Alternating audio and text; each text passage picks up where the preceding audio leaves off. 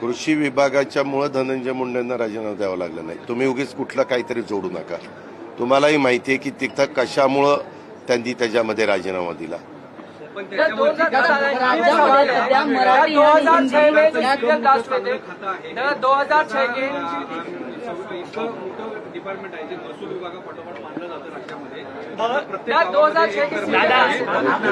एकेकाला विचारतो ही कुठली पद्धत झाली तुमची. तर पहिलं मराठी इथं चालतं.